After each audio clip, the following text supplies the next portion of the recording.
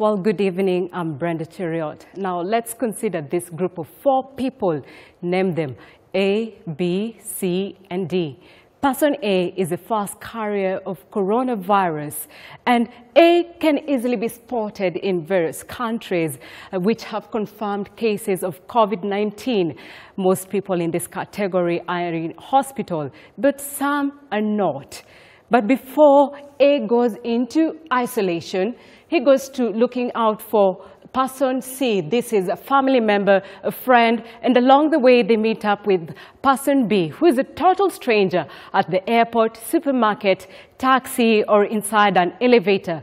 Kindly note that person A and B are strangers. They've never met before. So the infected person finally meets up with C, who is a family, friend, a neighbor, a colleague, or a driver. And upon coming into contact with the person C, person A is confirmed to have the virus. And it's easy to trace person C because they're known to person A. So person C is placed under quarantine and is placed under observation. Let's for a moment talk about person D. This is an individual who's confirmed with the government's directive by staying at home and not venturing outside. He's never come into contact with person A, B, and C. The problem is no one can find who this person B is, including B themselves, who are freely walking out there.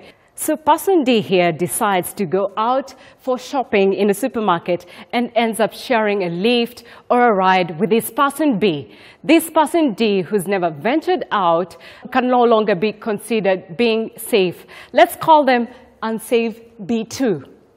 Now, this brings us to the reason as to why governments are insisting on quarantine or total lockdown to find Group B. There is real need to contain this group of people who consider themselves as safe, and clearly they're not.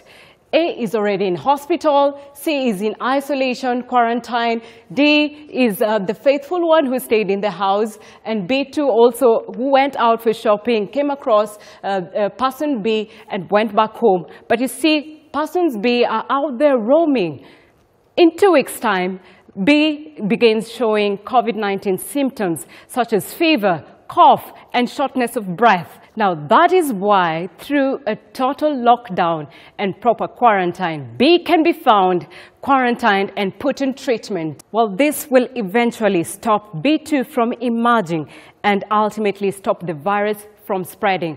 Well, at K24, we are urging you to please stay at home and be safe.